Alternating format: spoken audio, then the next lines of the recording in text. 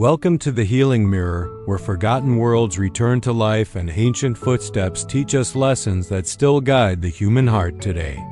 In this story, we travel 2 million years into the past, into an Africa untouched by cities or roads, only raw wilderness, roaring skies, and the fragile courage of one of our earliest ancestors, Homo Habilis. This is the time when survival was not a choice. It was a heartbeat-to-heartbeat miracle. But hidden inside every struggle of the past lies a reflection for us today, a reminder that even the smallest spark of hope can shape the destiny of our entire species.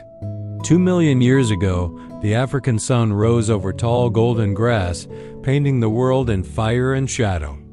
A small band of Homo habilis huddled near a cluster of rocky ledges, not yet masters of fire, not yet kings of the land, but dreamers of survival. Among them was a young one named Karu, curious and brave, always watching the world as if it spoke a language only he wanted to learn. The morning was quiet, but the wild was never silent for long. Nearby, the distant roars of ancient lions echoed, and giant birds circled the sky in slow, predatory loops. Karu watched his mother crack open a bone with a stone, the simple tool that gave their species its name, the handy human. It was not strength that kept them alive.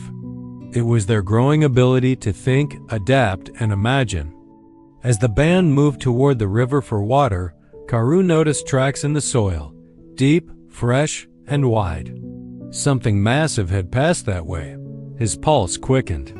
But instead of running, he remembered the lesson his elders repeated: fear is a warning, not a command. The group stayed alert, stepping carefully, listening to every whisper of the grass. That day they made it safely back, fed, hydrated, and alive. But Karu had changed.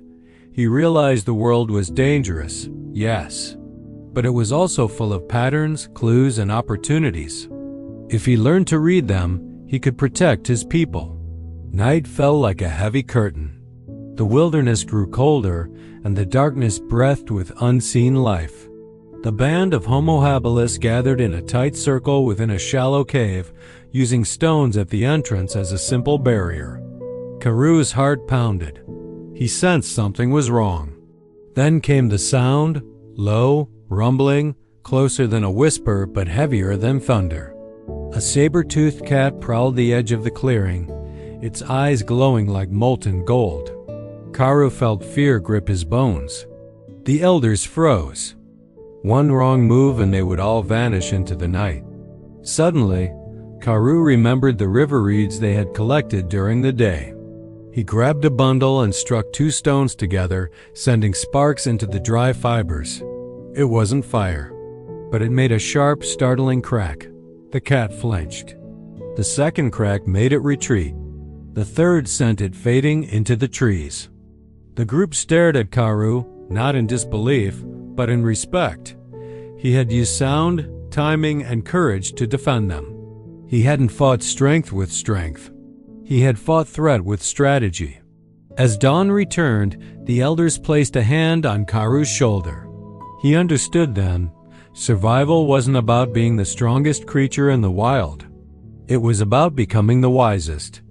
Brains defeat danger more often than strength. Wisdom is humanity's oldest shield.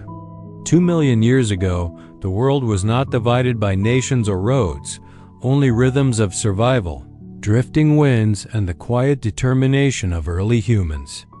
The African wilderness stretched endlessly, a living canvas of tall, shimmering grasses, volcanic stone, and ancient rivers carving their way through the land like veins of life. In a cluster of rocky ledges lived a small community of Homo habilis. Their bodies were small, their arms strong, their minds awakening. They were not yet masters of the world, but they carried within them the earliest spark of something that would one day reshape the entire planet: curiosity. Among them was Karu, a young male with large, alert eyes that constantly scanned the world around him. Where others saw only danger, Karu saw patterns, broken branches hinting at recent movement, disturbed soil marking the path of an animal, a distant bird call signaling an approaching predator. He did not fully understand these signs yet, but he wanted to. That morning, the rising sun turned the land gold. The group stirred awake, stretching stiff limbs and sniffing the air for threats. Hunger gnawed at their stomachs, pressing them forward. Karoo followed his mother, who carried a simple stone tool, sharp on one end, perfect for cracking bones or scraping meat. This simple tool was a quiet revolution. It was the first whisper of humanity learning to shape its world. But the world they walked through was unforgiving. As they moved toward the river to drink, the ground trembled slightly. Karoo crouched, running his fingers along a deep footprint. It was fresh, too fresh. The shape was wide, the edges sharp. Something heavy had passed just hours before. He looked up, heart quickening, imagining the creature. Perhaps a giant eland, or worse, a massive short-faced hyena. Fear surged in him, but he didn't run. His mother's teaching echoed. Fear warns us, it doesn't lead us. So instead of panicking, he raised his hand, signaling the others to stop.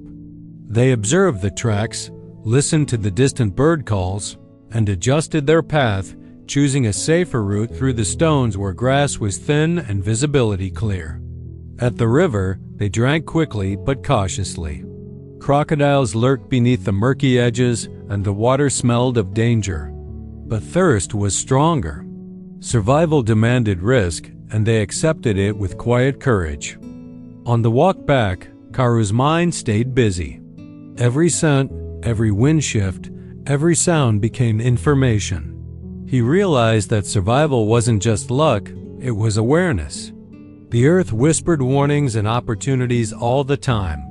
If he could learn the language of the land, he could protect his people. That sunset, as he watched the sky bleed red over the savannah, Karoo felt something awaken in him, the beginning of intelligence, the early spark of human wisdom. Awareness is humanity's first and most powerful tool. Those who truly observe the world around them open the path to survival and wisdom. Nightfall in ancient Africa was not peaceful. It was a test, a long, echoing silence broken only by the growls, screeches, and footsteps of creatures that ruled the dark. For Homo Habilis, nighttime was when life hung by a thread. The band gathered in a shallow cave, stacking stones near the entrance to feel safer. They huddled close, sharing warmth and listening to every sound outside. The sky above was brilliant with stars, but beneath it, danger lurked with patient hunger. Karoo sat near the cave's mouth, unable to sleep. The lessons of the day still pulsed in his mind. Awareness had kept them alive that morning, but the night demanded something more. Then it happened. A sound rolled through the dark, low and deep, vibrating through the stones of the cave. Not a hyena, not a lion. Something heavier, something older. A saber-toothed cat.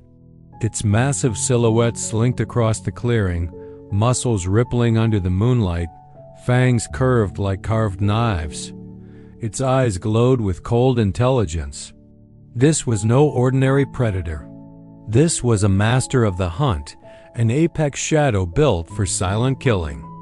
Fear hit the group like a wave. No one dared move. The cat began circling, drawn by the smell of the small primates hiding within the cave. Karoo held his breath as it approached the entrance, sniffing the stones, pawing with claws that could tear them apart like grass. His heart hammered so hard it hurt, then his mind sparked. He remembered the river reeds they had collected earlier, dry, hollow, and brittle. Karoo grabbed 2 stones. He struck them hard. Crack! A sharp, explosive sound filled the cave. The cat recoiled, startled. Its muscles tensed. Karoo struck again, harder. Crack! The sound echoed like breaking bone. The cat stepped back. One more time. Crack! This time, accompanied by the rustle of shaken reeds, it sounded like a large creature stirring in the cave. The cat flinched, then slowly retreated, disappearing into the forest shadows. The cave fell silent. Karu's family stared at him, not shocked, but awakened. They had just witnessed something extraordinary, a mind overcoming a monster. At dawn, when the world turned gold again, the elders placed their hands on Karu's shoulders. Without words, they acknowledged a truth that would define the rise of humanity. Strength may rule the night, but strategy rules the future. Karu walked outside, breathing the fresh morning air. He felt taller, not in body but in spirit. He understood now, humans were not the fastest, the strongest, or the fiercest, but they had something no predator could match. That was the real beginning of human power. Wisdom, creativity, and strategy are stronger than brute force. They always have been, and they always will be.